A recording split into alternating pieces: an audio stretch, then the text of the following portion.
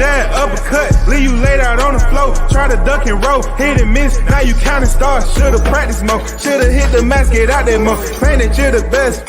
You gotta show me, son. Actions over words, baby boy. Is you real or what? Talking way too much, world come. Back sports, talking way too much, world come. Back sports, talking way too much, world come. Back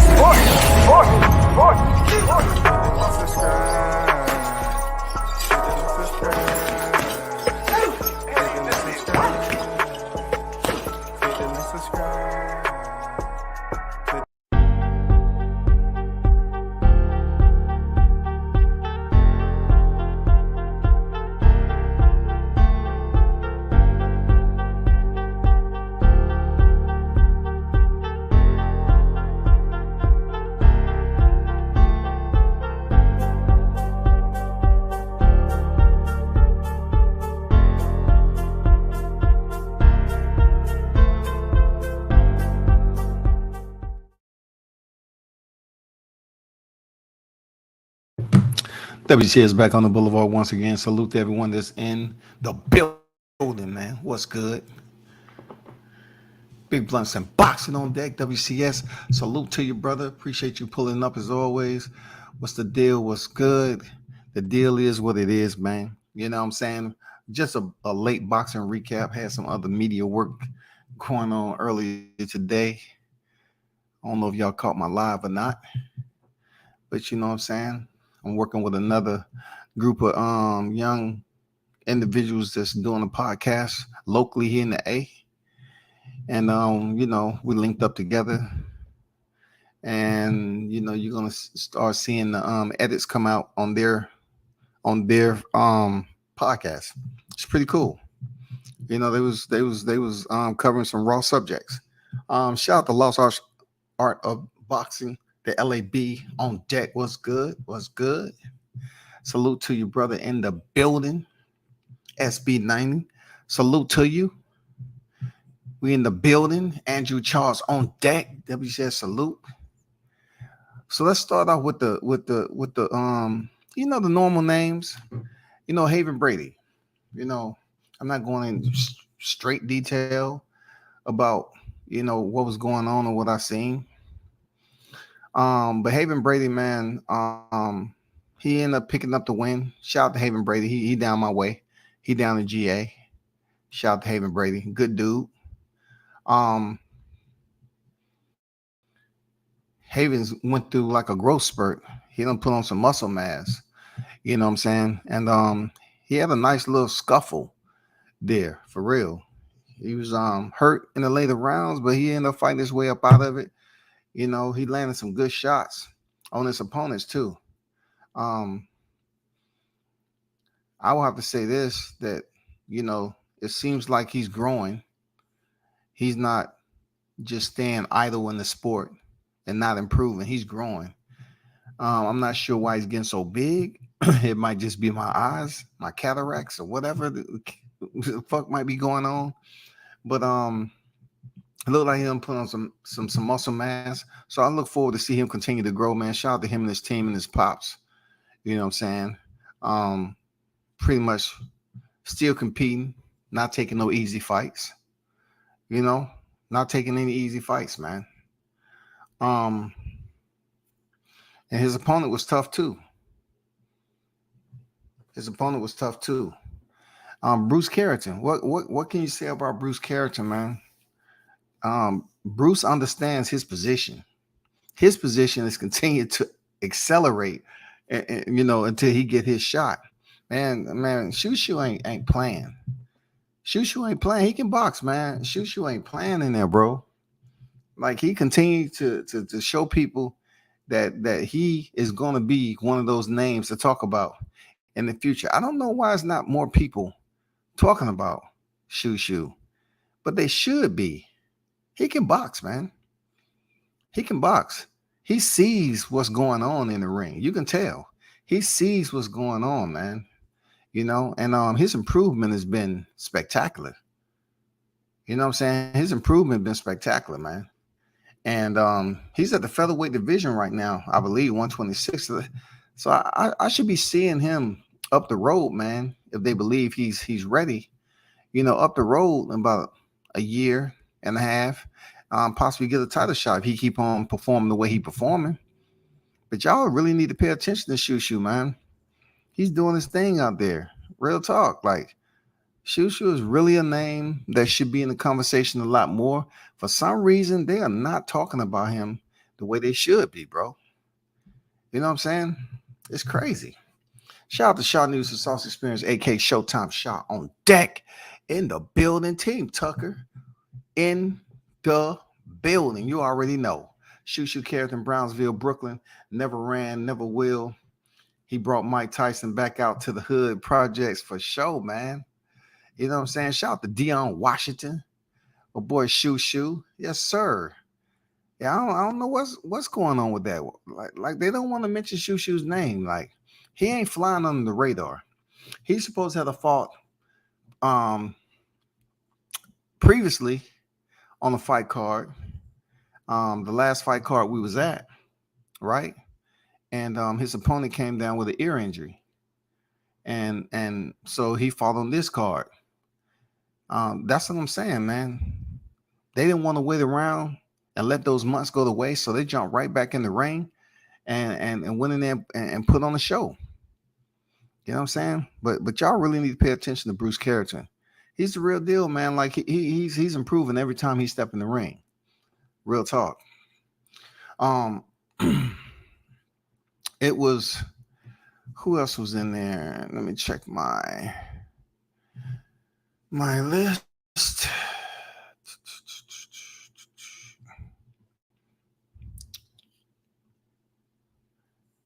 Yeah, Haven Brady in there.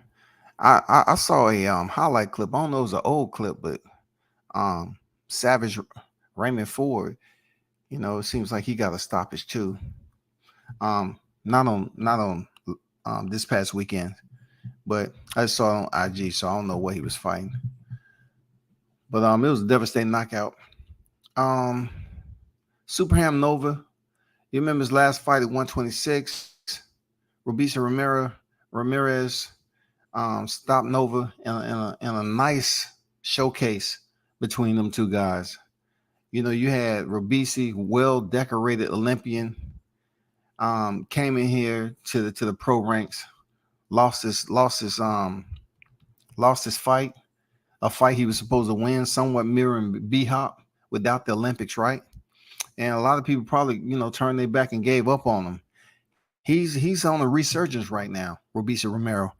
And man, people was going crazy when he went in there and stopped Abraham Nova the way he did. People was going sick, insane, bananas. Man, we was there, dog. Shit, me and Showtime was going crazy too. I'm like, God damn. The way he just looked down on him. Anyway, it's not about his knockout. It's the fact that he returned at the first fight back at 130. And he performed well against Lopez. You know what I'm saying? I give him the benefit of the doubt, bro. Abraham Nova, I give him the benefit of the doubt that he ain't no punk. He ain't, bro. He didn't act like he was going in there trying to play it safe or any of that. No, he was for real. You know what I'm saying? He was going in there to get some work. And he went in there and got some work. I'm not going to lie to you. Abraham Nova went in there and got that work. And it would be good if he used a little bit more defense. You know what I'm saying? He's 29 years old. It'd be good if Abraham Nova used a little bit more defense. But him and Adam Lopez was going at it, man. And he ended up earning 2 knockdowns in the 5th and 6th round of Adam Lopez. And I met Lopez in person before. I met both of these fighters. I had an interview with Abraham Nova. And the way he performed against Lopez is pretty much the way he believes Robeisy Ramirez. Ramirez just had different plans. He was a much more tougher fighter. Obviously, he had power, and he broke down Nova and sat and laid him out. Stretched him out. So as you notice, you look at the fight, man. He went from featherweight and he decided to move up. He said he felt stronger at that weight. That's what a lot of fighters say. They felt stronger, and he went in there and got the win, man. A UD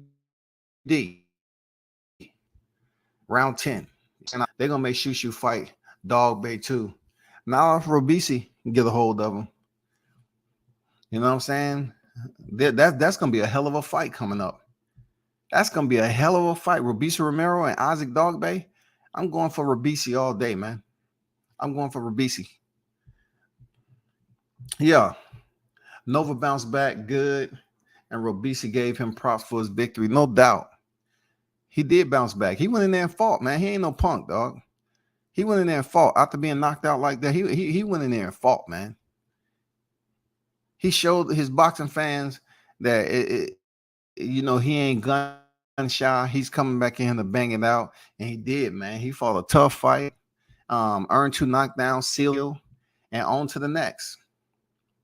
Dog Bay is good to Dion later, though. I do think Shu Shu ready for a moment. 5-6 fight. Lopez not a cab driver. No, Lopez ain't a cab driver.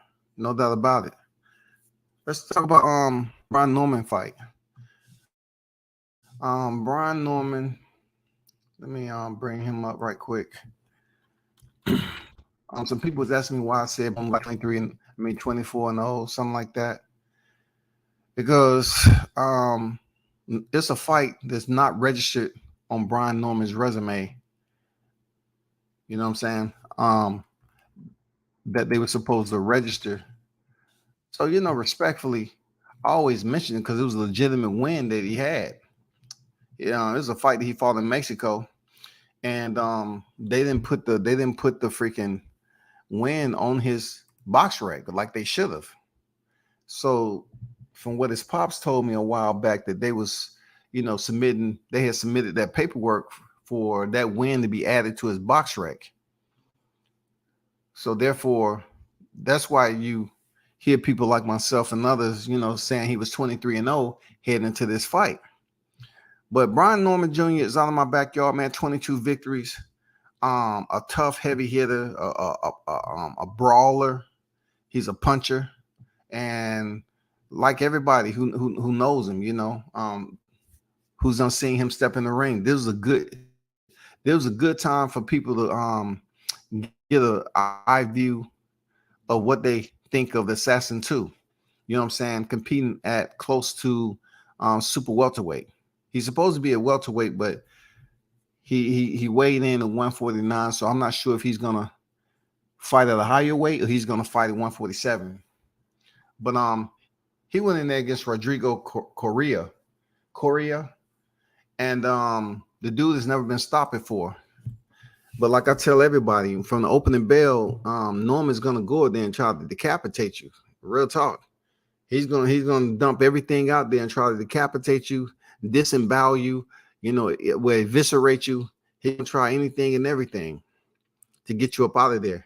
And he tried that with Coria. And for a minute, it looked like he was gonna have a first round stoppage, man. He hurt his opponent bad, but with all that punching, with all the time he spent with the exchange, he had to slow it down, back up, get a breather, collect himself, and turn into a boxing match. I don't think it was smart, but you got to understand a fighter's mentality. You know what I'm saying? I thought that was a fighter's mentality. What I seen. I done seen him in action in sparring, so we pretty much know what people are saying in sparring about how he is. That's the same way he went in there and fought. I mean, he's all gas, no break. But yesterday, his opponent stayed in there, weathered the storm, and he had to end up going 8 rounds and box. And he ended up getting that knockdown in round 8. You know what I'm saying? The final round. That goes to show you he didn't let up on the hunt and continue to go out here and box his opponent. Now, was it his best performance in my opinion? No. But as you step in with better opposition, you have to, get yourself acclimated. I mean, it's a lot that's going on. There's a lot of people down here in the A that was looking forward to seeing him, that was tuned in. I mean, a lot. There was a lot of people down here. Like, he has a big name down here in the A, and a lot of people was looking forward to him stepping in the ring and punishing somebody. And for a minute in the first round, it seemed like his opponent was going to be, another victim. But the referee was patient. I guess the referee said, hey, he's defending himself. I'm going to let him go. I'm going to give him the benefit of the doubt. And I'm just going to let these fighters continue to box. But when it came down to boxing, working behind the jab, going to the body, I remember it was around, not sure what it was, probably like, was it like the 4th or 5th round? Something like that. Norman Sr. had told him about not throwing punches that they don't need and throw punches they need. And pretty much he kind of told him to go to the body. But Junior went out there, and I think the entire round he went to the head. He was doing headshots. I didn't understand why, though. I don't understand what was going on. I can't make up any excuses as to why he didn't go to the body that entire round. But I don't know. It was things happen in boxing, man. I can't sit up here and come up with a answer to that. I just know that the body was there, most of the fight. He has power, and I'm pretty sure he can hurt his opponent to the body for real. Just like he hurt him in the 8th, he can hurt his opponent to the body. It would have been good to see him work that jab a little bit, double it up, sticking to the body, because Norman does have power. He has power. But excuse me. But maybe cardio has to more cardio, whatever the cardio is, whatever the regime that they have. Maybe cardio was an issue. The strength and conditioning maybe was an issue. I don't know. It seemed like he, when he got tired, he didn't quite recover for several rounds during that fight. But ultimately, he got the win. You know what I'm saying? He got the win, 8 rounds. And, this is no knock on Norman. You know what I'm saying? These fighters, I'll speak on him just like I speak on any other fighter. You know what I'm saying? People going to like you when you're speaking on fighters. They're going to like you. They're going to like you. They're going to love you, or they're going to hate you. No matter. You can't please everybody. But that was just my critique on him. He could have had a better performance, in my opinion, from what I know him to be. He's a hard worker. But it just seems like his cardio wasn't there. And it's just certain things technically I believe he could have did with his skill set to get this guy up out of there, or make the fight a bit more easier. You know what I'm saying? Less head hunting, commit to the body, be more assertive. You know what I'm saying? And sometimes it just seems like Coria was pushing the pace. I didn't think he was a stronger fighter in there, Coria, but he was definitely trying to show the people that he's a dog in the fight. He ain't no chump. So shout out to Norman them. You know what I'm saying? Shout out to him and his pops, man, getting the victory. That was their top ranked debut. A lot of people down here was waiting on that fight to happen. So on to the next. You feel me? On to the next with that fight. And best wishes to him and his team. You know what I'm saying? Shout out to the A.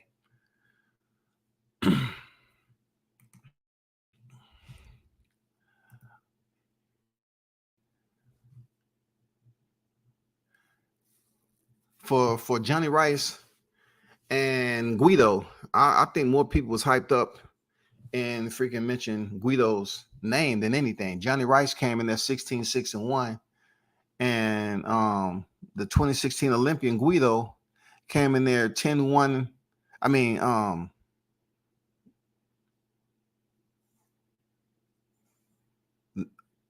what was his record? Hold on for a second. I don't want to get it wrong.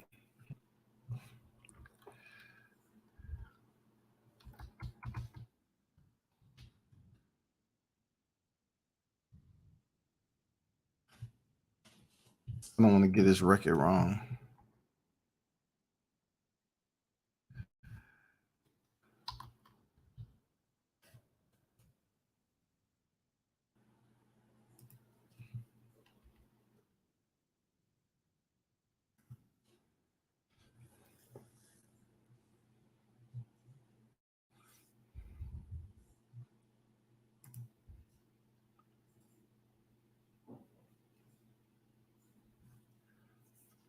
So Guido came in here 10-0.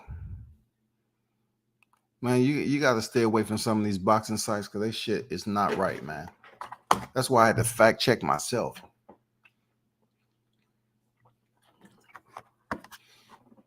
So Guido came here undefeated. And he was going in there against a fighter in Jonnie Rice who had multiple losses already. And, you know, a lot of people know Jonnie Rice from being on YouTube interviews. You know, he's one of those big dudes, 35 years old. He is in the heavyweight division, but nobody was looking for him to, like, be the next best. You know what I'm saying? Nobody was looking for it. You know, people can criticize Deontay all they want, but it's very, very difficult to say that he's easy to emulate. And I always bring him up because with 42 victories and 41 knockouts at one time, right? People's up here looking at it like, I know he has 43 victories now, okay? I know that. But I'm saying when he had 42 victories, 41 knockouts, people still saying he ain't fought nobody and everything. But if you look at the roster beneath him of U.S. heavyweights, it don't matter if they're black or what. I mean, we still fought in March and September. And you know, you already know what it was, man. You know, he fought Dempsey McKean. He got stopped in the 10th round. Then he fought F.A. Ajagba in 2020. Lost a unanimous decision. Before that, in 2019, he took a loss. Before that, he took a loss in 2017 and then back in 2016. You know, he lost to the same guy who went in there and fought F.A. Ajagba. So it was a common opponent thing going on here. You know what I'm saying? It was a common opponent thing going on here. It happens in boxing all the time. You have common opponents that fight each other. So, Jonnie Rice had lost to another American and Stephen Shaw, but this guy's a big dude. He came in the 270s, 280s, man. You know what I'm saying? I was saying, damn, why so heavy? But I can actually say, honestly, that he paced himself pretty decent. Now, that's not saying I was impressed with his performance. Absolutely not. Like, Jesus Christ, man, you're 6'5", 81-inch reach. He was waiting around forever and a day.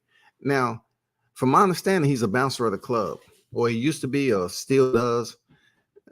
Dude, I've seen him in person. Dude, Jonnie Rice is big.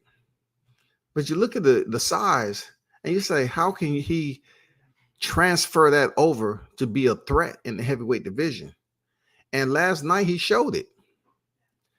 He didn't give us too much output. The fight was okay. You know, the guy that kept on, you know, with the activity was Guido. But Guido kept doing the same damn thing because he felt that it was okay to do it against Rice. Rice wasn't presenting him with any type of danger that he should stop doing and repeating and reciprocating the same shit, doing the same combination over and over again. And he looked the more fit. He looked the more energetic. And then Rice caught him with a straight right hand, full extension, long range, 50 cal. Smack it. Blood started dripping. Obviously, the cut was delivered from a Jonnie Rice cooker. The Jonnie Rice cooker right hand landed on the left brow, beneath the left brow, and split him open. That goes to show you the man has power. The man has the ability to inflict pain and damage on his opponent. but I don't know if the drive is there or not. I mean, that fight was not encouraging. If Jonnie Rice had 5 fans before they seen that fight, he probably got 2.5 right now. You know what I'm saying?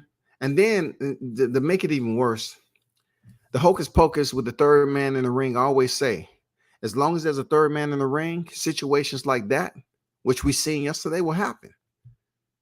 Situations like that will happen. You know what I'm talking about. The referee automatically took it upon himself to say that the cut over Guido's eye was from a headbutt.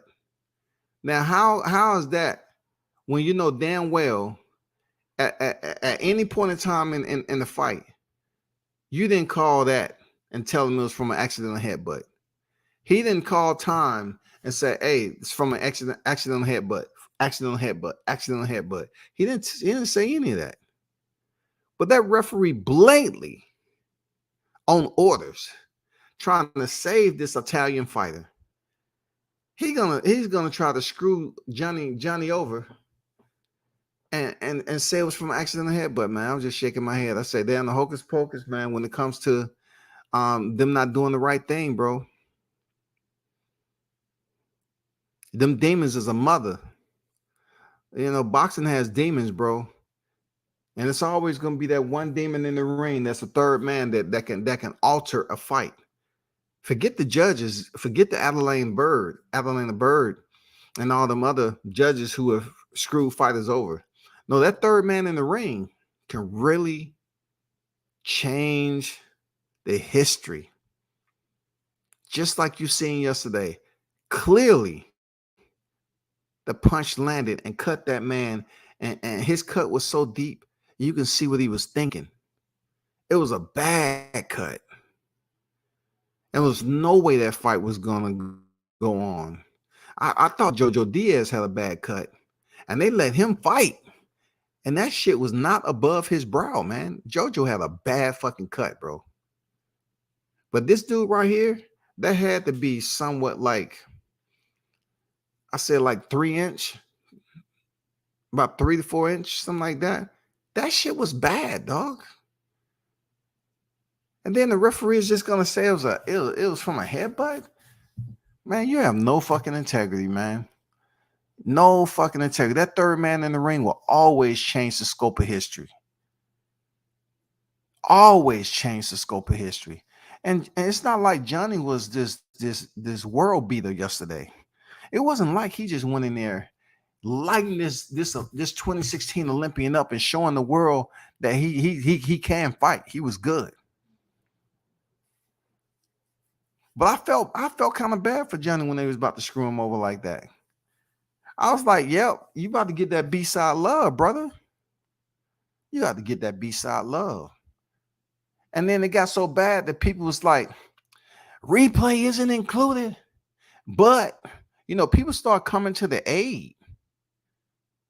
Just like they did Franco. You know, they was just trying to determine was that shot from a headbutt. He got screwed over from them calling the shot was from a headbutt and it was from a punch and swelled up his opponent's eye. You know which fight I'm talking about? This was the same way, man. It wasn't even sad. It was just disgusting because fighters, you know, they put their heart and effort, some of them, dedication, commitment, sacrifice into this shit. And then a situation like this happened where Rice is going to get his glowing moment. It's not going to do too much for his 6 losses. But when you look on Guido's freaking resume, his first loss is going to come to Jonnie Rice because he blasted him with a straight right hand. Oh, shit.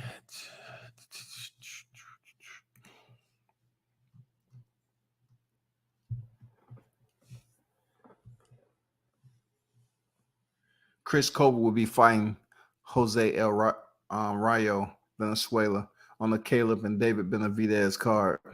That's a good fight. That's a good fight right there. That's a good fight. I was never really super high on Chris Colbert, and I wasn't super high on Valenzuela. But a lot of y'all on this YouTube was El Rayo, El Rayo, El Rayo.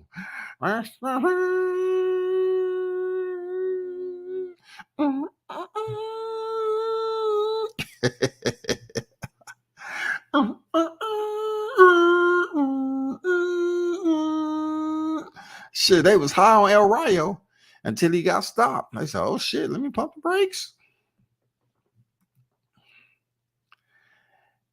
He was sleeping, Lil Mighty. He is the last man to beat Shakur Stevenson. Yes, sir. You know what I'm saying? Yes, sir. I wonder if they ever gonna fight again. Shakur is at 135 right now. You know what I'm saying?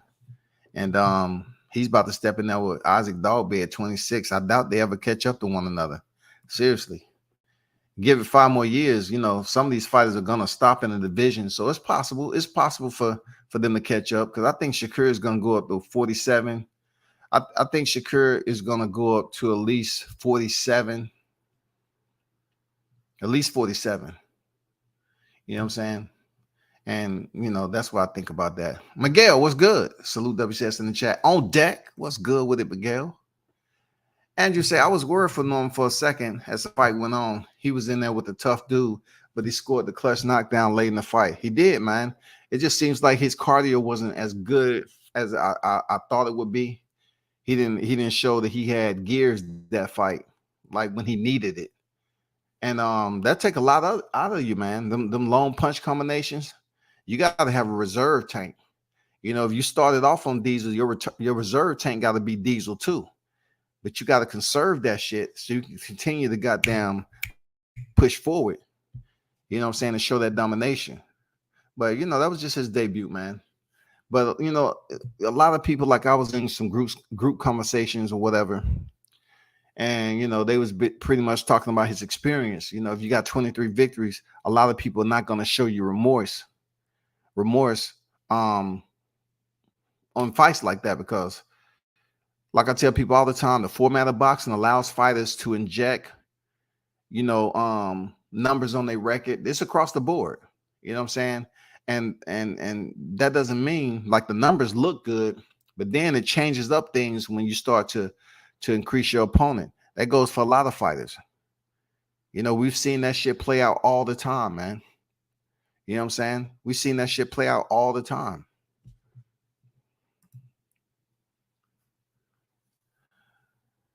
Norman Jr. had a good top-ranked debut. He's a line stepper. We look forward to see him down on the line. We the action team Tucker. We with the action team Tucker. Yeah, man. You know, there's a lot of people saying some good things about Norman Jr., but also they gave their cons on him, mostly for his gas tank and not going to the body, working off the jab, headhunting a little bit too much. But his arms were shot after the first round till he had the late rally. Yeah, he had to recover, bro. He had to recover. He ain't no weak individual by far. You know what I'm saying? He ain't no weak individual at all. Yeah, I'm proud of Norman, man. He did what he had to do. The last round knockdown was clean. Yeah, he got that last knockdown. That's what the hunt's all about. You know what I'm saying? That's what the hunt is all about, man. Stay on the hunt. You know what I'm saying? Stay on the hunt. That's what it's all about. It's experience. He got the win. This was the highest profile fight of his young career. I hope we see him on the big screen again soon. If he's with Top Rank, he's going to be on the big screen. You can guarantee that. Look at all these Top Rank fighters, man. They all on. Come on, man. Nico Ali Wash, bro. Xander Zayas, all them. You know what I'm saying? Jihad Tucker. Freaking Shu Shu Carrington, Keyshawn Davis. Man, all these young fighters, Jerry Anderson, all these young fighters coming up. Cashflow Diaz. Cashflow got sick, man. From what I heard, Cashflow Diaz was supposed to fight. He's getting better and better every fight. But he got sick, man, had to be rushed to the hospital. So that's why you seeing some of those fights fall out. People going to learn Argentinians are tough people. Yeah, they are. We learned that with Marcus Maidana.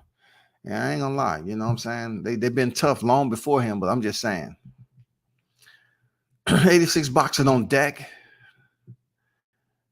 Vianello got what I thought was a gift against eBay. which is the draw on his record. Okay, I got you. Solid point. Guido was throwing some of the ugliest punches I've seen in a while. He was so irky jerky, wasn't he? Like, what's wrong with this dude? It's almost like he was, he was having those breathing. Something's wrong with his respiratory. Like he had a bubble in his motherfucking blood or something. Like, why are you so jerky like that? You got the height, you got the range. What's with all this irky jerky shit you doing? Like, listen, the sweet science doesn't consist of being pretty. The sweet science does not consist of being pretty now. It's scientists is in the lab every day trying to create something. Those scientists doesn't necessarily wear a white coat. When we talk about the sweet science in boxing, that goes into whoever's teaching that boxer, the tools they need to go out here and be something special in the sport. That's the sweet science. The sweet science ain't just, oh, well, I'm looking for the pure boxer. That doesn't always get it done. If you go back to Vernon Forrest and Ricardo Mayorga, that was a sweet science type of matchup. Real talk. It was a sweet science type matchup. Seriously. You had to accredit Ricardo. I'm not going to give him no love to that. Hell no. I heard he on the streets over there. I hope he's doing well. But I heard he on the streets. Spence screwed his chances of beating Crawford when Crawford pulled up on him because Crawford was small and did not grow. Bro, let me get through with this first because I don't know what that is. Crawford was small and did not grow to 147. His weight was winning in my books. Heavyweight. Andrew said, bad call by the refs. I'm not sold on the replay in boxing, but overturning that call was the right move. I'm sold on it. Like, check this out, Andrew. If you're going to allow a fighter to continue to be screwed over by the third man in the ring, why not bring in the replay? They did it in all these other sports. They have replay, so why not boxing? Look, you're talking about a sport that's not regulated. So you're going to continue to just leave these fighters out here in the cold getting screwed over like that with no replay? I believe in it. I'm glad they did a replay. If the sport isn't regulated, what else do the fighters have to look forward to? How are they going to have someone fight for them? How are they going to get themselves adjudicated in a situation where they don't even have a voice? They looking for a third man in the ring. They don't want to hear no opening argument. They don't want to hear no closing argument. They don't want to hear shit. They don't want to hear nothing. They'll walk away from you. But last night, it must have been the the air. It must have been some different people in there. You know what I'm saying? It might have been some evangelist. The spirit of the Holy Spirit might have been in there or something, because boxing, you don't look at replays like that. But yesterday, the robbery, the intentions was so malice. People saw that it was nefarious. I guess we went back to the pandemic when it was so many people in the street running together, looting and all that. I guess people join together and say, you know what? This ain't right, man. They're about to screw this dude over. He truly landed a punch that caused the eye to cut open. I mean, the brow to cut open, whatever, caused the cut, and it started bleeding immediately. But this guy that was in there, I don't know if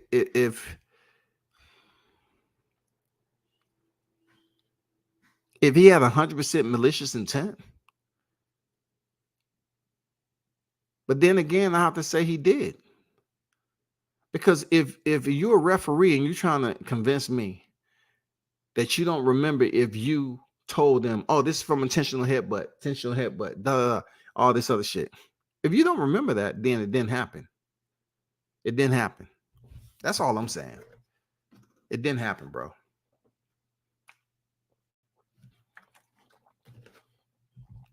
IB, who I be on deck. What's good? WCS salute, Pippin, keep grinding.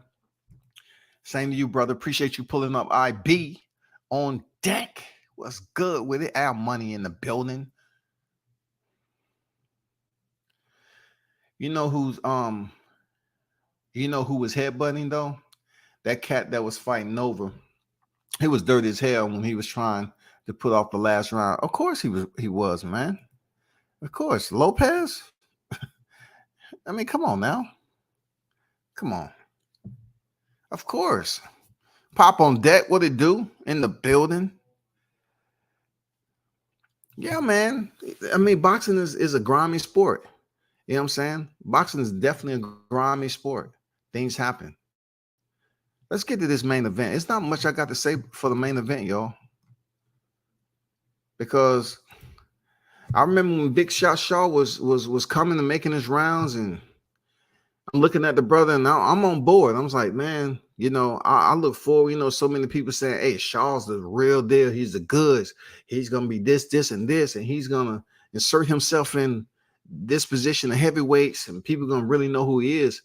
And this past weekend, I just looked at Shaw, how calm and cool he was. I was like, okay. He's serious about this. He's going to go in there like Frank Sanchez did with intentions to win.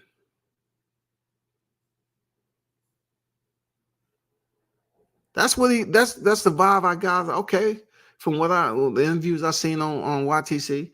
And then today he finally get his shot. And the only thing I can say, it just seems like they was in there moving around, as they call it in sparring. They were just moving around, bro. I didn't see a sense of killer be kill mentality, even from F.A. Ajagba. He landed some shots here and there, but I didn't see the killer be kill. I'm trying to establish my name. I want to take your spot type of intensity. I didn't see that from Shaw. I didn't see it from Shaw, man. People say it was a glorified sparring match, man. Man, I was expecting so much more, man. Like, it's almost like, damn. It seemed like you was there to be a participant. Like Frank Sanchez gave me that energy that he was going in there to win. He was going in there to try to win. That's the energy I got from Sanchez. But I didn't get that from Shaw. I just didn't get that sense of urgency. I didn't get that killer instinct. You know what I'm saying? I didn't get that he had looked at previous film for F.A. Ajagba and he knew he wanted to do it exactly. I didn't get it, people. I'm gonna be honest with you. I just didn't get that energy. I wasn't really tuned in like that in that main event. It was lethargic. You know what I'm saying? It was one of the most banal fights on the card, to be honest. I just didn't get too much out of it. I didn't get too much out of the fight. Like, you had two American heavyweights in there, which sure he went to the distance, but it's not like it's impossible to go the distance with FA.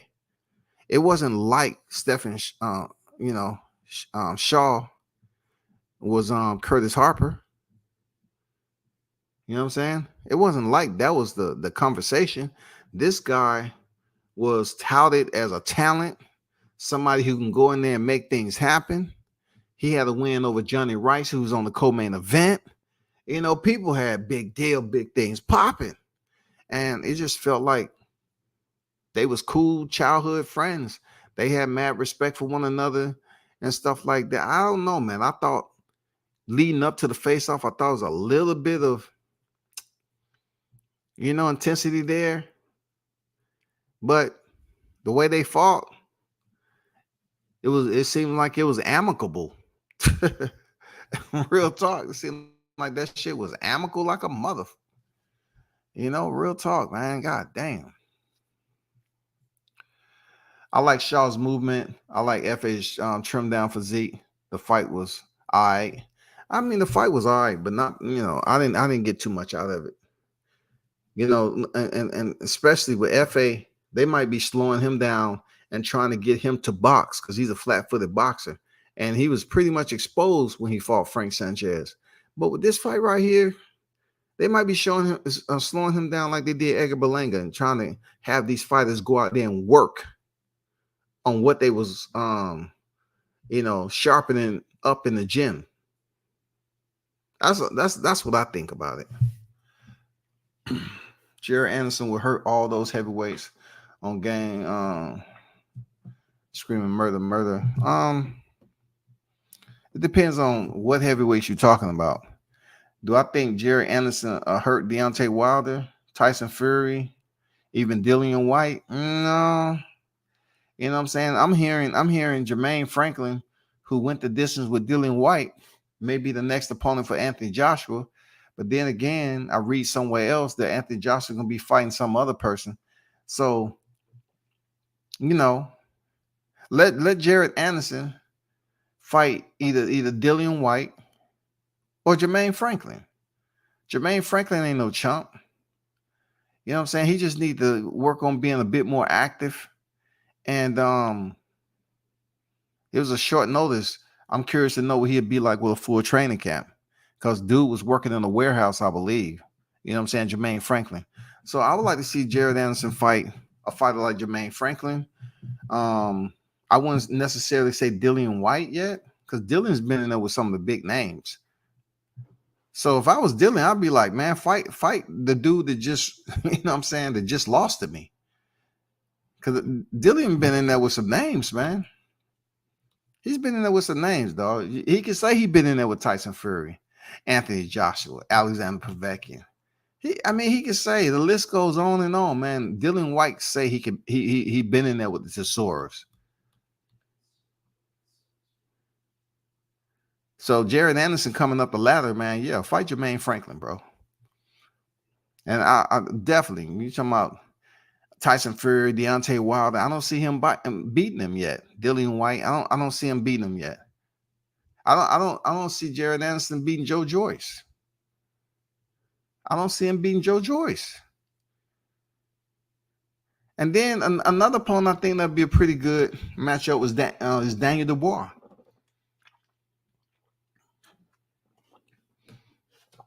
You know what I'm saying? Put Daniel Dubois in there, man. Sooner or later, they're gonna give Jared Anderson a top name. You can believe that. And it's not taking anything away from Jared Anderson.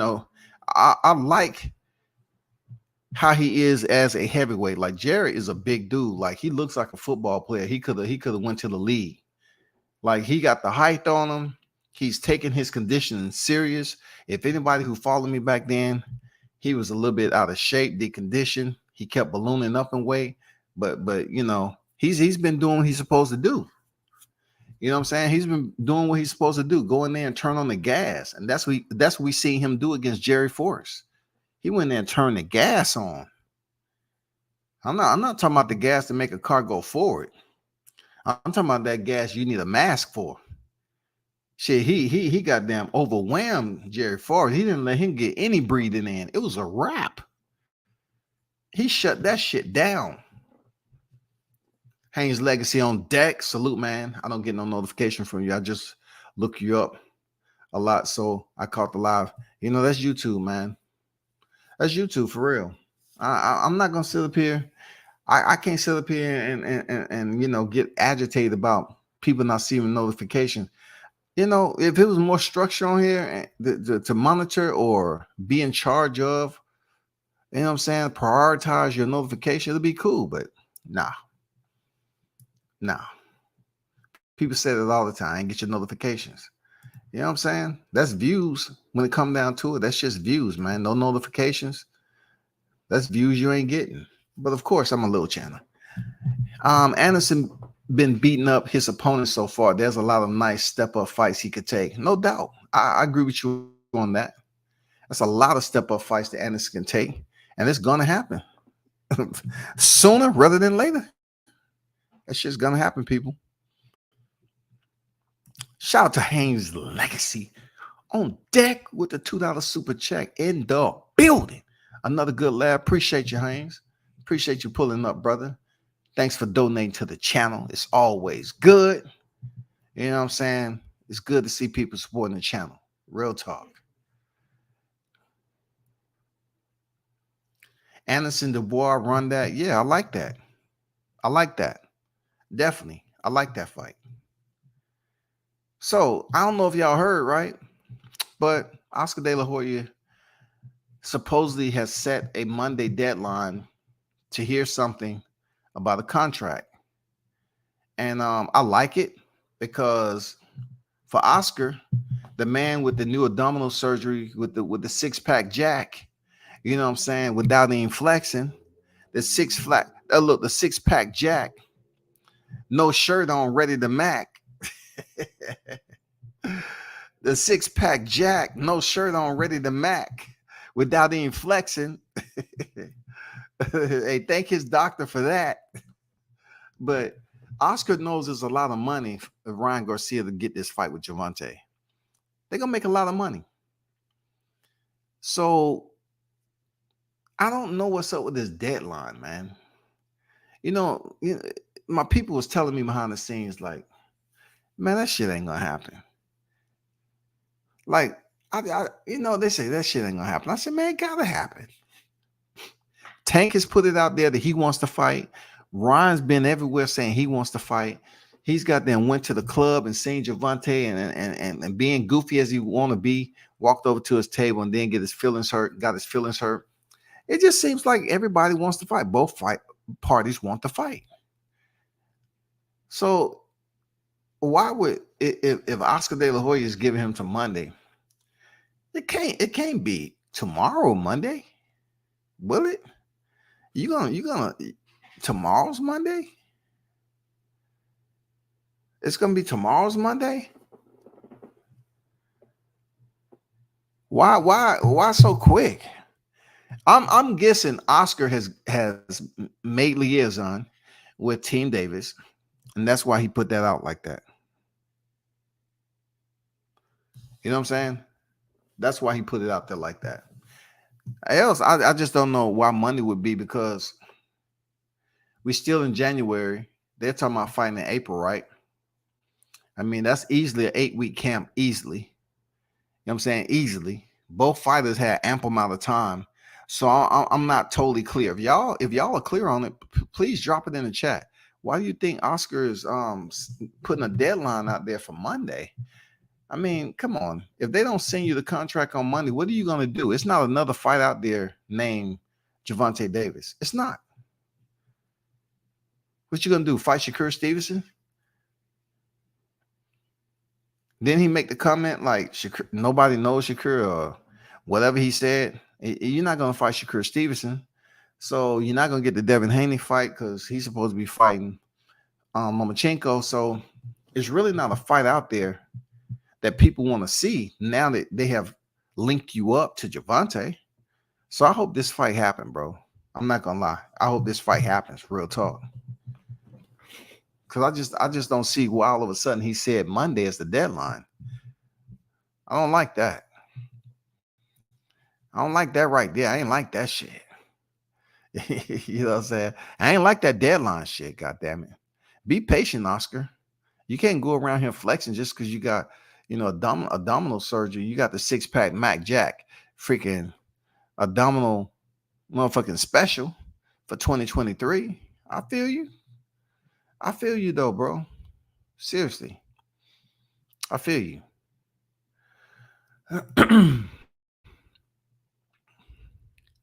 But there's some good fights coming. I'm looking forward to seeing Deontay step back in the ring with a former unified world champion. If he's fighting Andy Ruiz, I'm looking forward to that fight. I'm definitely looking forward to this David Benavidez, Caleb Plant. Oh, I'm looking forward to this.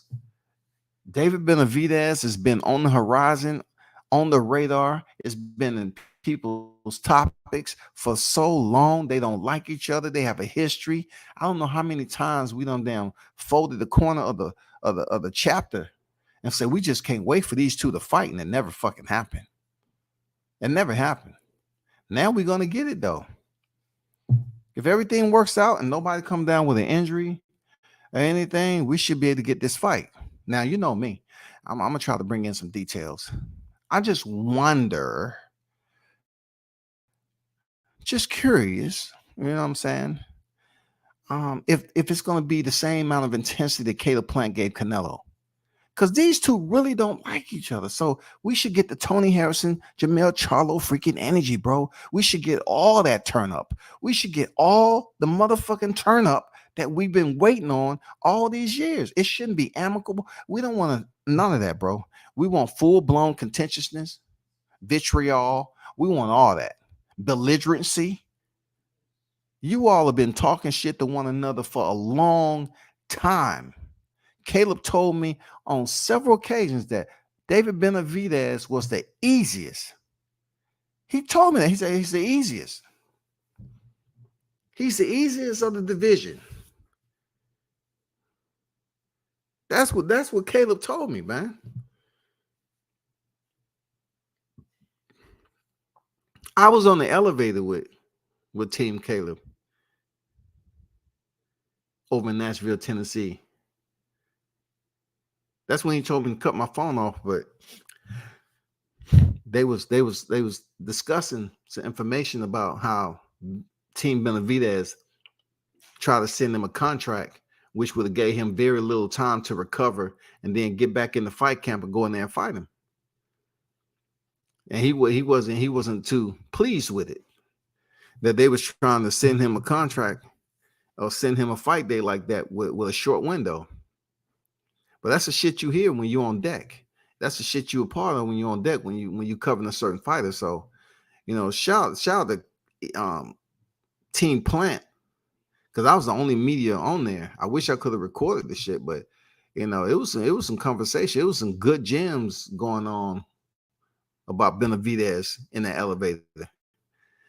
And but I respect the fighters. They say, hey, cut the camera off. It's all good. People say, oh, you got the freedom. He's got the First Amendment, freedom of press. You know what I'm saying? And no, it's not like that, really. When you in person and you run into these fighters. Now, I can see if you're just walking around a hotel venue or something like that, and somebody say stop recording, that's different.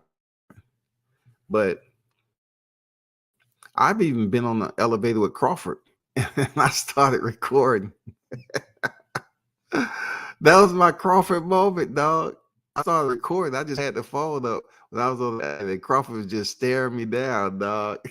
I got that shit on video. I have to make a freaking look. I have to make that. I need to edit that shit, but I need to put a good sound bite behind it. I need to put a good sound bite behind it, man. Real talk. That was way back before I even got my interview, man. That was way back before I got my interview, man. Me and Crawford was standing on the same floor, and Teofimo Lopez Sr. was on there. I was chopping it up with him a little bit, and somebody else was on there. I don't know who. Tio wasn't on there, but his pops was, and a trainer or something. And Bud was right across from me. Of course, I was fishing, and I turned my camera on. I had it pointing, and Bud was just looking at the camera. He was like, nigga, you ain't gonna ask me, goddamn, do I want the camera in my face? Shit. I'm gonna have to put a good sound bite to that. And goddamn, use that in my shit, bro. Now it popped up. I need to add some of that footage that I got. Do you think they would give Anderson a FA fight this year? Heck no. Why would they do that? Why would they do that? They're trying to raise both of them up. Now, I might be wrong. I might be wrong, bro. I might be wrong. You know what I'm saying? I might be wrong. I just don't see it happen, but I might be all the way wrong on that. I just thought they was gonna. I know Anderson is like he want a big name next. But if I'm assuming, if I'm thinking as if I'm trying to do I'm trying to take his place and do some logical thinking. He wouldn't consider FA a big fight. FA's moving up just like he is. Remember, FA was over there at PBC, and then he transferred over to Top Rank. You know what I'm saying? So Jerry Anderson saying he wants big fights. If I want to be logical about it, FA is not considered a big fight, but it is. Like He hasn't been in there with nobody to talk about, nor has Anderson. So both of them is kind of on the same track, but really both of them isn't considered like, okay, they have that one name that people can talk about. FA don't, Jared don't. Real talk. FA doesn't, Jared doesn't. I know the names that Jared Anderson mentioned who wasn't FA Ajagba. You know, Ryan ain't about to let Errol Spence take his spot as king of the Duck Masters Coalition. Hey man, Ryan Garcia was up in Duck Masters Coalition pound for pound for a long time. I have to put Errol up there now. Obviously, we have to put Errol Spence up there. He's pound for pound number one, dog. Come on, man. You know what I'm saying? You know what I'm saying? Treat strawberries with respect, man. $7 in chat. Salute. Shut up, Bodie. What's good? What's good with you? On deck. Salute to you, brother. Andrew say Plant is on the cusp of boxing stardom. If he ain't won already, I'm biased though, because that's my Tennessee brother. Okay, I feel you. I feel you on that. I drove up there. I drove up to Tennessee. Again, you know, I drove up to Tennessee for that fight when he had against Vincent Feigenboots. Yeah, Rashid Warren on there. Man, you had Austin Dulé on that fight. Diego Magdaleno. It was a pretty good fight, man. It was a pretty good fight card up there. Yeah, I drove up there, had credentials and everything. I met Ty Conlon up there. I think that wasn't his debut. Yeah, he was just starting off. Shout out to Ty, man. Salute to you. Yo, man. Saw Robert Easter up there. All them cats was up there, man. Michael Stafford, Levi the Cut, man. All them dudes. K. Karama is training Anderson and FA. They are cool. They won't fight. I wonder how long that's gonna last though, because it ain't that many heavyweights. Like, look at it this way: the 86 boxing. Why can't they be considered the in-house fight? Everybody else is considered the in-house fight. Teofimo Lopez and Lomachenko was considered an in-house fight. So just because they're being trained by the same person, he's gonna have to just take a step aside because that's an in-house fight, bro. That is an in-house fight, shouty. And look, I got another one for you, 86. Ain't they both managed by Jay Prince? If I'm not mistaken, aren't they both managed by Jay Prince? Jared Anderson is managed by Jay Prince and F.A. Ajagba. So Jay Prince is gonna get he's gonna double up if they do fight each other, dog, on the same night. You know what I'm saying? He's gonna double up. Shit, he's gonna double up. Why not? That's an in-house fight, man. Why not? Every time we hear PBC, all we've been hearing, hey man, Crawford messed that up, man. Crawford messed that up. Why would they get? Man, I ain't never heard so much crying in my fucking life, dog. But they always talk about in-house fights over PBC. They talk about in-house fights at Top Rank. That's all we hear. In-house fights, over and over again. Why wouldn't they fight, bro? They gotta fight. What's this cool shit, 86? Not you specifically. What's this cool stuff we talking about? Because this seems like it only works with the brothers. Every time I hear two brothers being cool with each other, all of a sudden boxing ain't a business. It's a friendship. I'm tired of the brothers not fighting one another. Oh, we cool. We cool.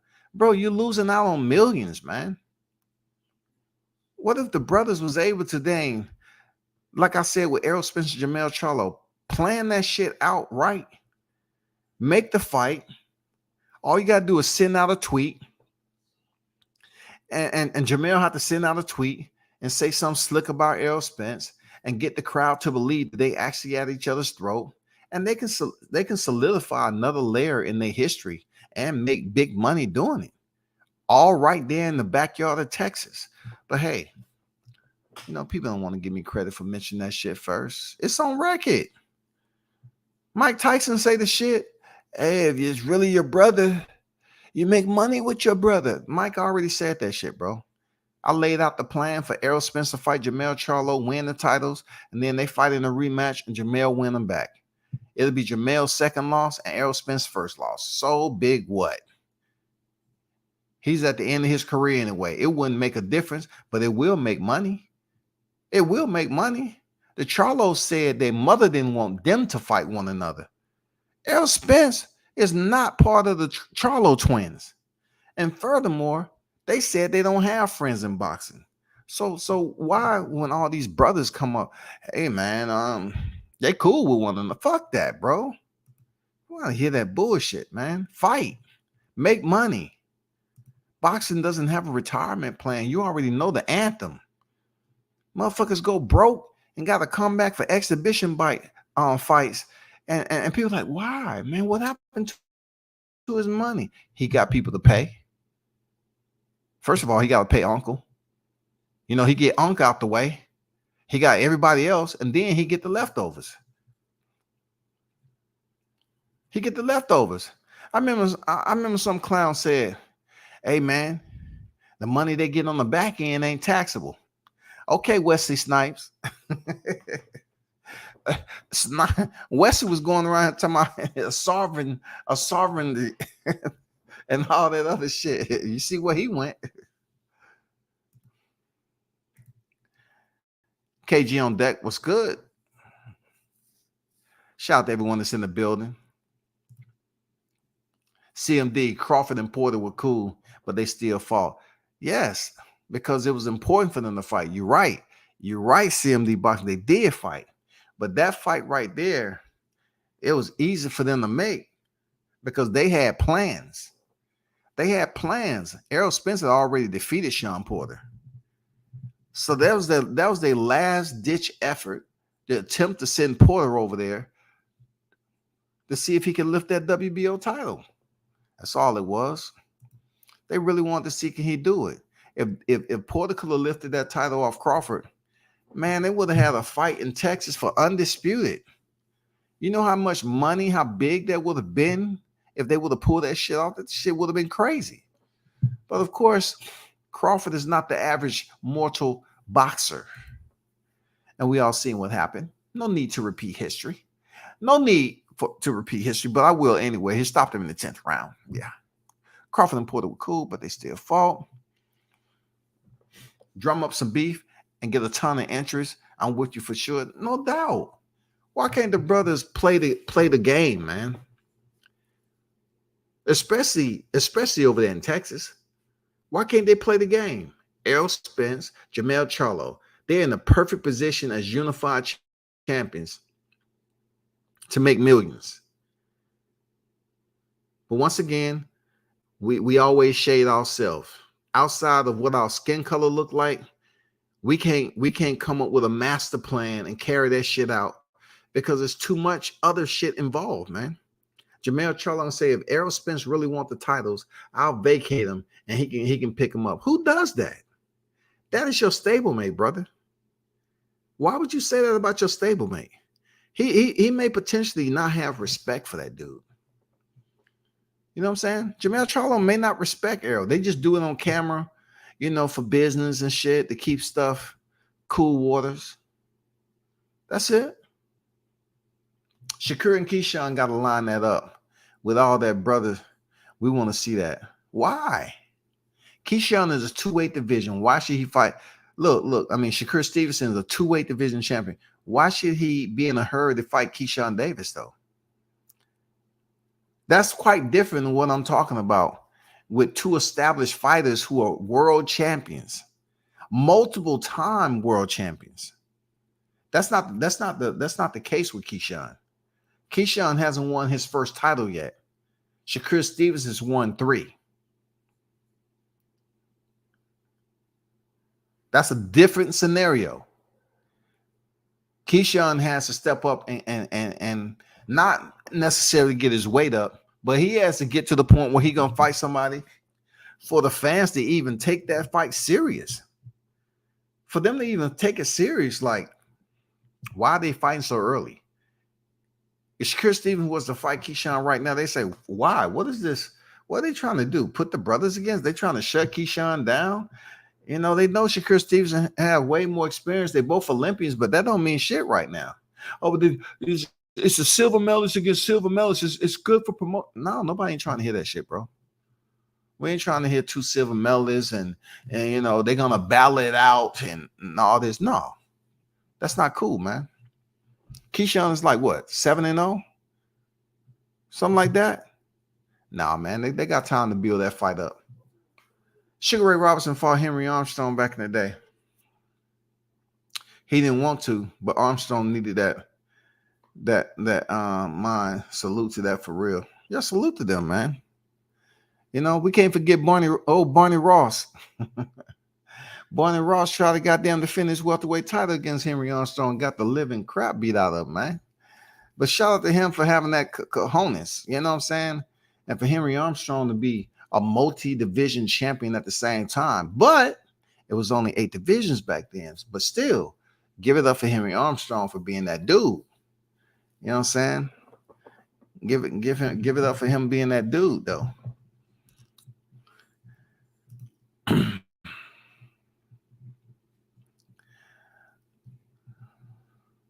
Blunt say, just off the fact that said, hey, brothers, and they would never fight each other ever. So some way we want to see it. Hey, man, I look at it like this. These black fighters keep on talking about they don't want to fight each other for whatever reason. You know what I'm saying? Deontay, one thing I can say, he fought plenty of brothers. He fought Dominique Brazil, Gerald Washington, you know what I'm saying? Bermain Stavern. Shit. I mean, Malik Scott. He had his share of brothers, you know. But that's the ultimate money fight right there. That's the ultimate money fight. Seriously, that's the ultimate money fight. We gotta pit the black fighter against the Latino fighter because it's always gonna be, oh man, that makes more money. That makes more money. Where's all this money at, though? Where's all the money at? Where is all the money at? That's all we want to know. Where's all the money at, man? Because it just seems like the brothers ain't benefiting from not fighting one another. They're not benefiting from it because it should be another person that's close to Canelo Alvarez to be the next in line. Canelo is only like what, 32, whatever. He's 32 years old, I think, whatever. Who's next in line to be the cash cow? Is it Javante? We don't know, but he is a pay-per-view guy. Is it going to be Teofimo Lopez? I mean, who's gonna be next in line for the cash cow, man? Ryan Garcia? I don't know, but we definitely need some brothers fighting brothers, man. For real. That was supposed to say Armstrong needed that money. Man, back then, you can't imagine the corruption that was going on with these boxers and who they had to pay. You know, people always talk about Sonny Liston. Imagine that shit, dog. All the thing. I mean, come on, man.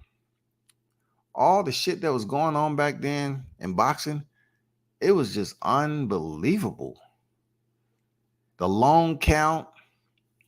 I mean, imagine the long count being back then and the long count still happening to this day. And Jack Reese tell me to my face that it's for the spirit of the sport. I was like, oh shit. Not only that, shit. Another long count happened in the trilogy. Hey man, I ain't trying to make no excuses. I'm just saying the long count exists, bro. It will always exist because the third man in the ring, y'all. It's all good, Haynes. Appreciate you. I'm in cooking, brother. No doubt.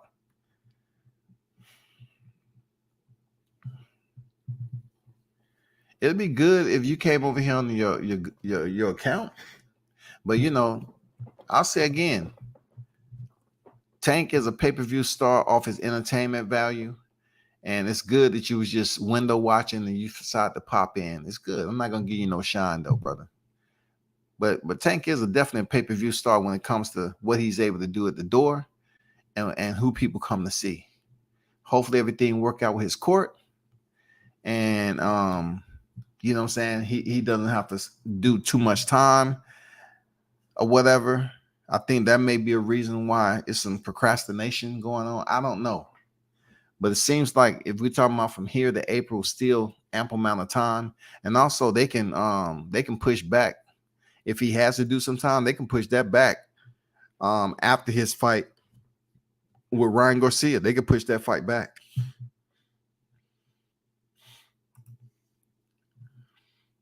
Yeah, the majority of the black fighters were screwed out of their proper pay. Shame. Yeah, there's a lot of racism going on back then. Hold on, y'all.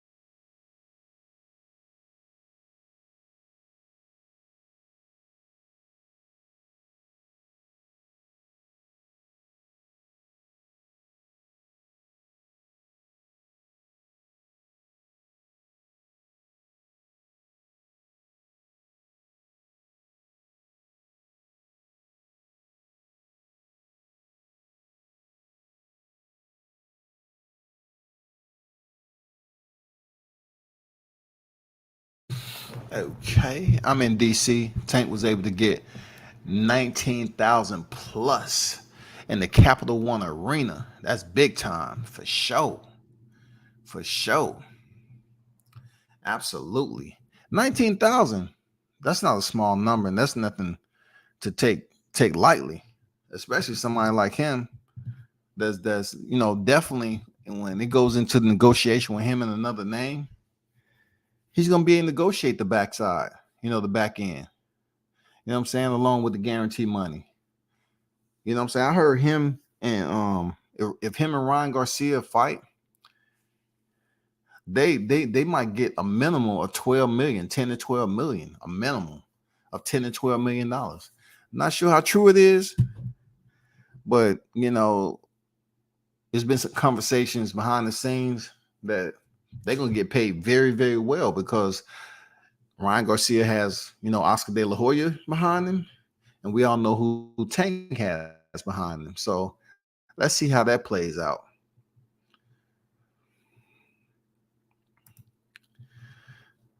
With an opponent, no one knows unless you really watch boxing. And one thing that boxing fans, if they would just register this, is that no one truly knows the numbers when it comes to the back end. What we do get damn near almost immediately. I'm not saying the same fight day, but is what they're able to do at the door if they sold out the joint. You know what I'm saying? And also, pretty much whenever the other numbers come in, it depends on who wants to damn fluff them or not. The numbers always come in fluff. Matchroom has a habit of fluffing the numbers all the time. Boxing has a habit. Promotions all day, every day, they'll fluff the numbers. You know what I'm saying? When you talk about the numbers of the capacity that's in the arena and what was made at the door, that's big. That's big because, listen, the promotion has to set a price point to the tickets. People just look at, well, let's just say they have 10,000, right? They have 10,000 capacity. Well, how much are the tickets? If the tickets was a nice price, you know what I'm saying? It wasn't a cheap price. The nosebleed going for 2 for 50. You know what I'm saying? And they got a nice price point on there. That plays a role in that person's value too. And that's what people were saying about Tank. They say them tickets over there in DC wasn't cheap.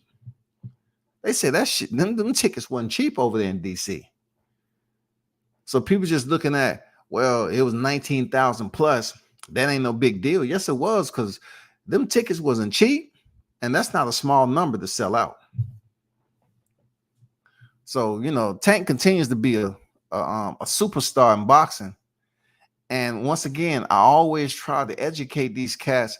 Remember the Floyd Mayweather rant. Remember the people who talk about the titles in boxing and everything. Remember now.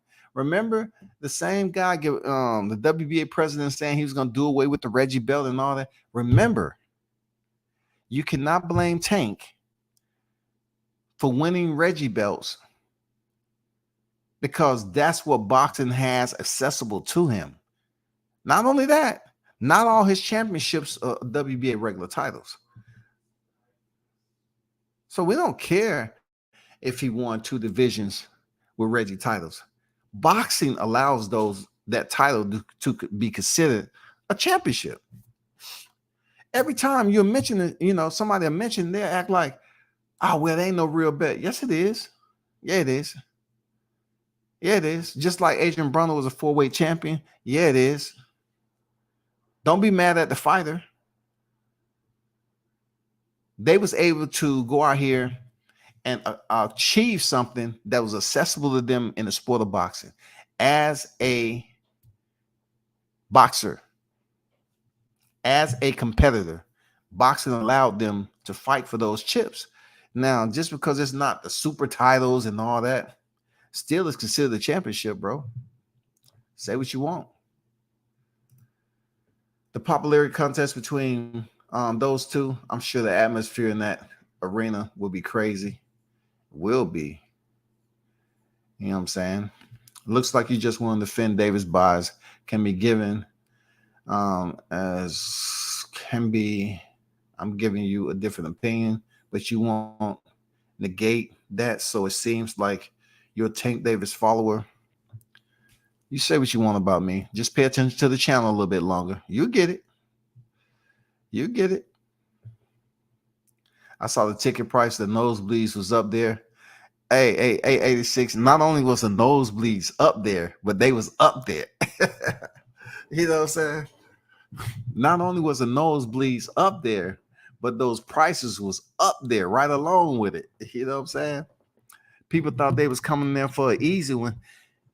Hey, baby, I'm gonna be right back. I'm just going down the street. But isn't that fight down there? Yeah, I'm not going to the fight. Yeah, you is. You ain't taking me. You ain't taking me to the fight. Baby, we usually go and we get nosebleed seats, but this, man, it's too expensive, man. We want to pay the mortgage next month. We got the mortgage coming up, man. I can't do it. That's fucked up, man. You're going down there without me. We always go down there. We always go to fights together. That's fucked up.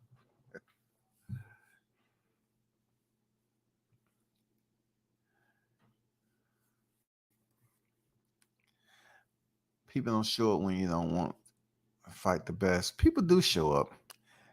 You know what I'm saying? They showed up in DC. Hector Garcia, a champion at a lower weight class. Somebody made the fight. Somebody made the fight. Now, am I saying he the best at 135? No. Did I say he was top 10 135? No. But once again, you have to understand the layout of boxing. You're getting mad at Tank like he pretty much implemented the spreadsheet of boxing and provided policies and said what a fighter can and cannot do. You all fighters take biasness, right? And you feel some type of way about someone. You become very cantankerous. You feel some type of way about a boxer. And then you point the finger at them as if they the one structured the whole layout of the sport. The sport been around forever and a day, man.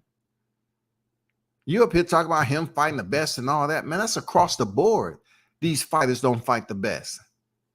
Every now and then in their career, they might fight somebody with a belt. But then you turn around and ask them, do you think he fought the best? Not really so and so. But what are we talking about then? What are we talking about? Seriously, what are we talking about? We get so many fighters that's fighting for championships, and then they'll turn around. Well, that wasn't the best. Cool Boy Steph fighting Brandon Figueroa. Did he have a belt? Yes, he did. Yes, people, do you consider him to be the best? I don't know, man. I don't think so. In a way, fighting Nonito Donaire when he picked up the WBC. Was he fighting the best? People are gonna say no, he was older. But he beat Nordine Obali. That was Nordine Obali. So when he came back around again, he got stopped. You hear anybody saying, oh, anyway, man, he ain't fighting the best. But Donaire was a champion, bro. He used to be the man. He was a champion. Was he the best at the time that he lost his belt? No. Was Paul Butler the best that was holding the WBO Bantamweight world title? No. Absolutely not. You know, so it makes no sense, man, to sit up here and say, well, you want to praise this, that, and that. Man, boxing provides fighters with the curriculum. The fans don't do it. Boxing provide them on where they can go to get these certain credentials and certain credits. Boxing provide them. It's just all about how you moved, who you fight, or whatever. Who's up here fighting? Real talk. Let's keep it a thou wow on when these fighters unify. Canelo unified the super middleweight. But come on, Callum Smith. Come on, Callum Smith. What did Callum Smith do? As tall as he want to be, David and Goliath. It's almost like goddamn Canelo hit him in the head with a damn rock from a slingshot, and the rest of the fight, he didn't know what, he was disorientated. He didn't know what the fuck he was. And then you go to Billy Joe Saunders, who said he'll never quit from an eye injury and all this other shit. He quit on the stool, man. I mean, you can criticize people's achievements all day in boxing. We're not producing these fighters off a conveyor belt. You need to mature a little bit when you're up here criticizing these fighters, bro. And when you put emojis in there as a grown man, I don't speak with emojis. I speak in characters, syllables, sentences. Emojis don't do anything for me, bro. It's just gonna get your comment overlooked. That's all. You know what I'm saying? That's all.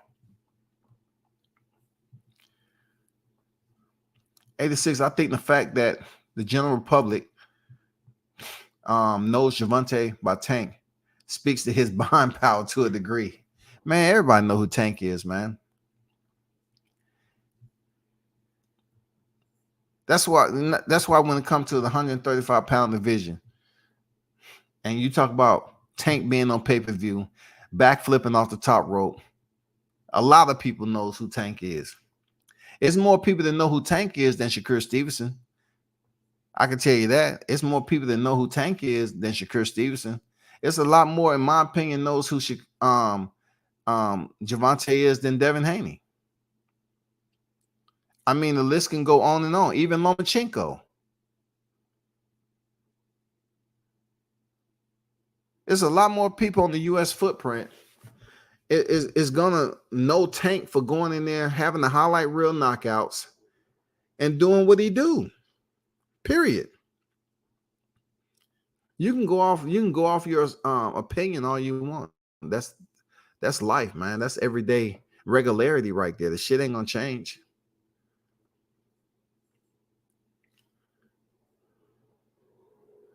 I'm not talking about anybody who's fighting in a tournament, man. I'm just basically speaking on, we can criticize everybody who's became freaking undisputed. We can criticize Jermell Charlo on how he picked up his belts. It wasn't anything spectacular. Jason Rosario, who beat J-Rock. Were we really bragging about that?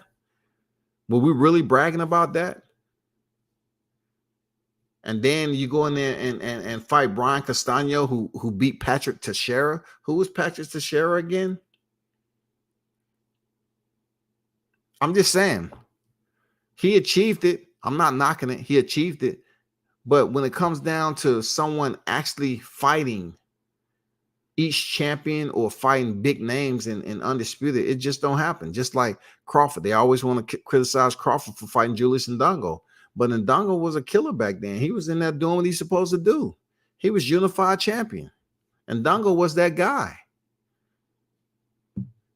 And Ndongo was that guy, man. Josh Taylor fighting Jose Ramirez. Both of them had 2 belts. I don't see people complaining about that.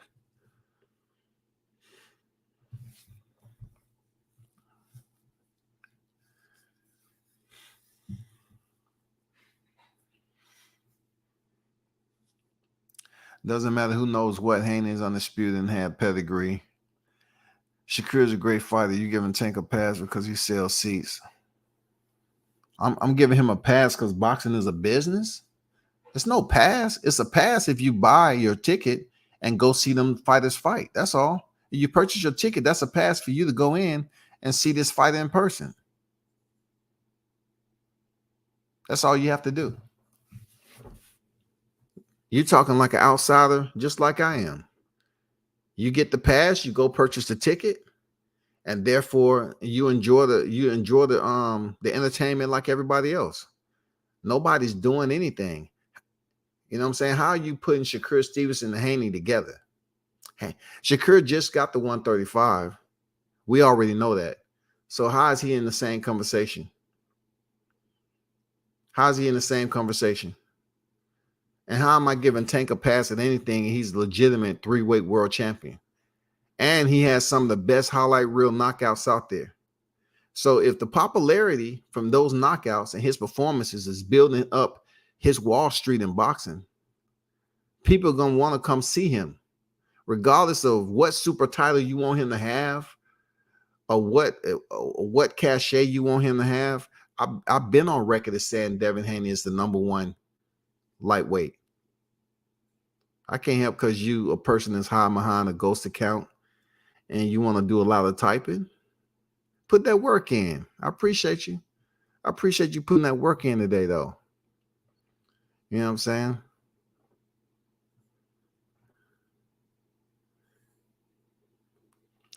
When Haney fought Kambosos first, said he wanted to fight Tank.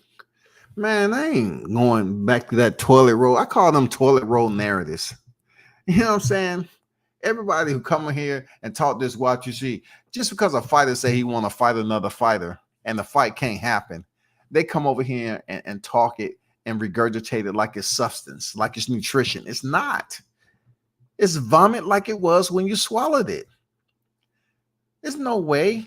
Bill's been on so many freaking, come on, man.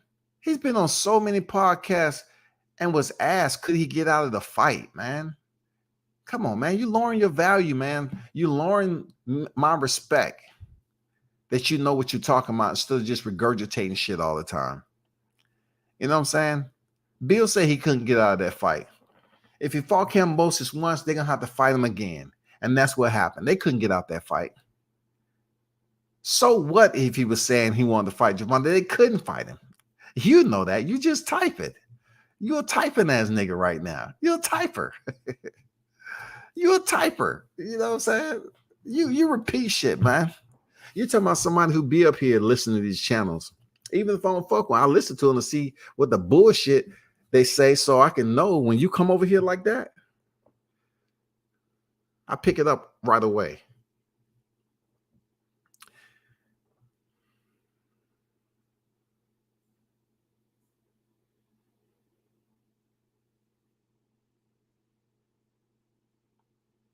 Now, look, like I say, you want to play the fool.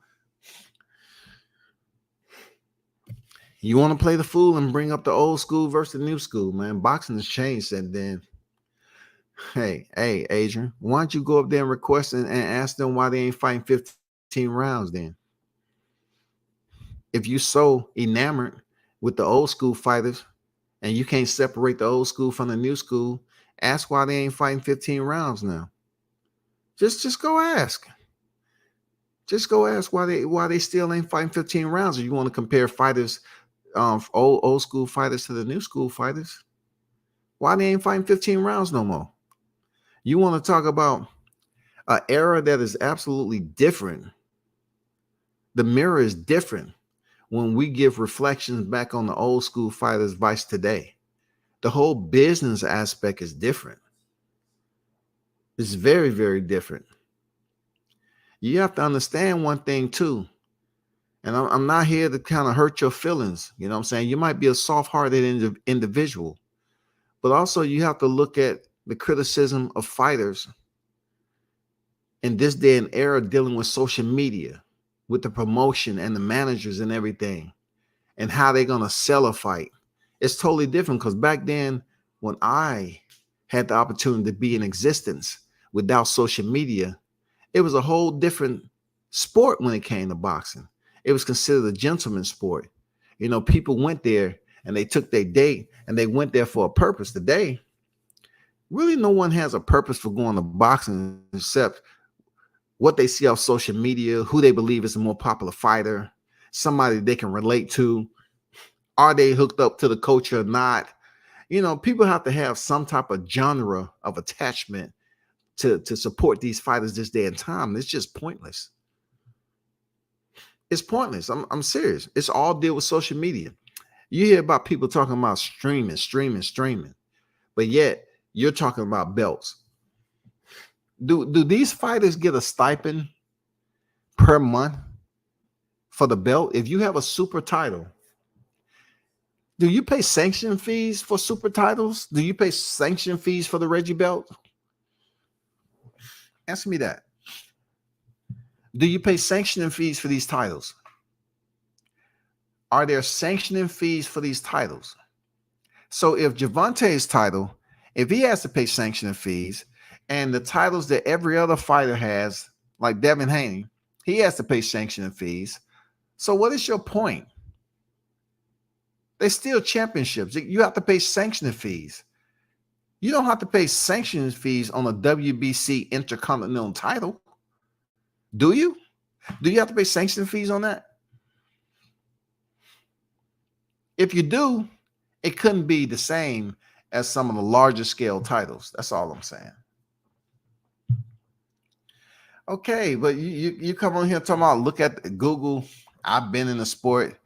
Man, I'm not talking about that. It just seems like every time you jump in my chat, you be on some against the grain. I want to go against everything you say. I ain't trying to speak no logic.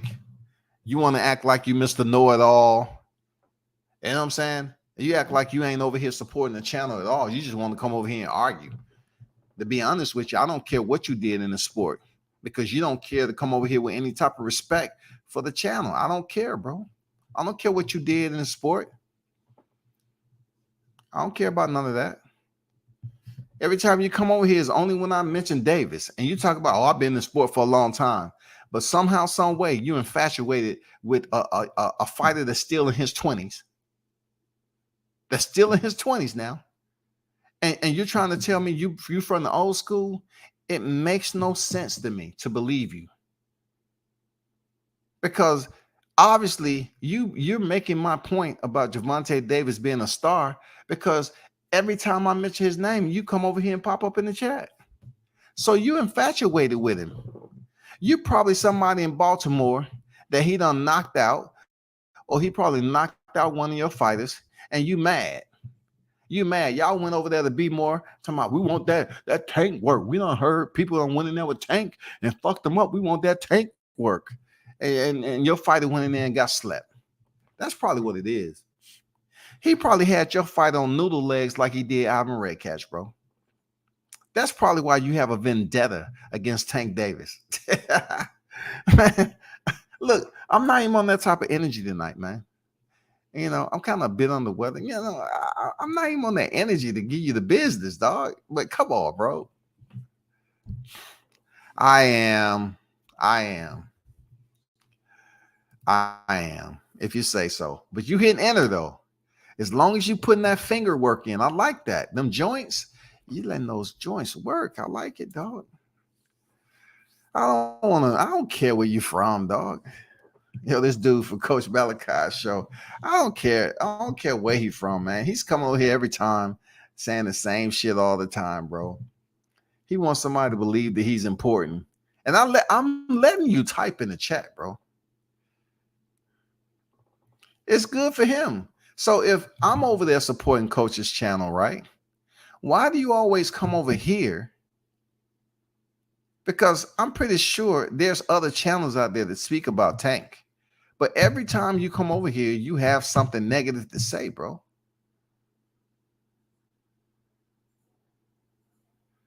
I don't care where you're from and what you speak. I just know every time you come over here to this avenue, you're always on some bullshit. That's all. You're always trying to damn discredit what I'm saying and talking about somebody, this, that, and the other, and any topic I'm speaking on, you have something to say about it. You seem a little bit minstrel to me. Like you know, levels are not right. Like if you a man and Blunt say you call into the show, well, make that respect mutual, bro. You come over here on some nonsense, and I'm letting you speak. I'm letting you type. You come over here always disgruntled and agitated. And every time I mention, the only time you pop in the chat is when I mention Tank. So you actually infatuated with this dude. I think you really a fan. Real talk. I think you really a fan, dog. Shout out Blood Boxing, Retro Boxing and Documentaries in the building, man. What's good with it? On deck.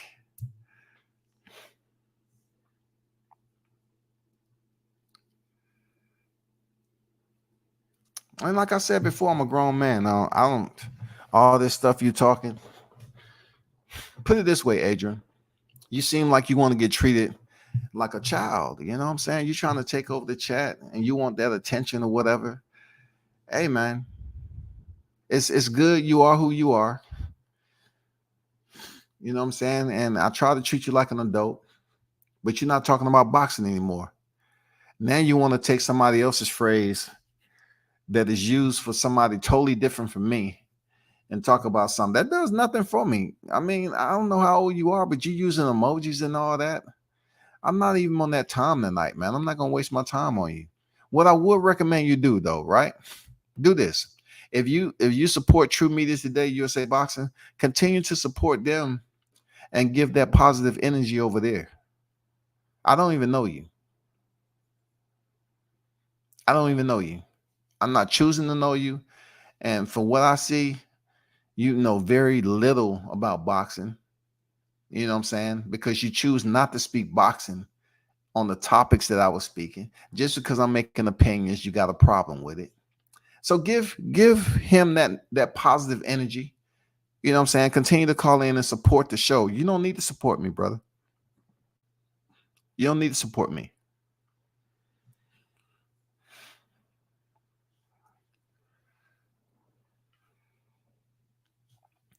I got something for you. I got something for you before you leave there, Adrian. I got some info for you. I got some info for you.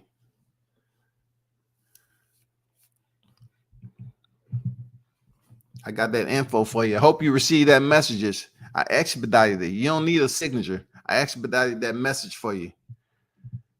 It's called Mind Your Business message. You know what I'm saying? I gave you the freeway, man. You give people the leniency and you give them the rope. They don't respect it. You know what I'm saying? They come over here and try to bring all that other nonsense. Come on, bro. Stop it. At Blood, one of Coach Malachi's caller is in the chat expressing himself. Okay, that's a way to pull it. They're blunt, expressing. I don't think he was expressing himself. To me, I just think he was talking shit. Now, you can express yourself about the history of boxing. That's okay. But when you start taking information from somebody else's channel and then bring it over here and talking about I'm a part or you calling me a Wakanda, that's not going to do anything for me, bro. I've been living too long for that shit. Niggas that do that, that's not gonna do anything for me, bro. Like I'm gonna give you a little bit of rope. I'm gonna see if you straighten up, tighten up, whatever, and then I'm gonna block you. I'm not gonna get all irate like some people. It's too much I got going on. I'm not gonna do it, dog. I need more. I need something that's much more serious for me to put effort into. You know what I'm saying? They need to leave WCS alone unless they like hot grease. Hey, blood. Hey, don't let me start imitating you, blood. Shit. I need that shit as a soundbite. Boy. Hey, blood, the only one that's on YTC when he call you boy. You know he got there a minute. Boy, let me tell you, don't play with me, boy. Shit, don't play with me, boy. See, boy, you want to get fucked up, don't you, boy? Shit. Blood give you that lecture like you somebody's kid. You lecture somebody's kid, man. Shit. That boy be breaking the motherfuckers down, dog. I just be minding my own business. I'm serious, blood. I be minding my own business most of the time. Some of the shit I do instigate because those individuals deserve it. But that dude, every time I mention Tank Davis' name, he's infatuated with Tank. And that's the only time he come out the woodwork. I say Tank is a pay-per-view star. I'm going off entertainment value, man. I ain't going off the numbers. I can give a damn what the numbers are saying, pay-per-view numbers. I'm going off people who want to see him box. That's all. You don't have to like him as a person. Well, I'm saying people go to see that guy put hands on somebody, and is he gonna get the knockout? You know, is he gonna get the knockout? They want to see him go in there and punish somebody, just like they used to see. They wanted to see Mike Tyson. They wanted to see Deontay Wilder. They want to see then Gervonta Davis. Man, they want to see knockouts. They want to see clean, clear, concise knockouts. They want to see the brutality of boxing, man. That's it.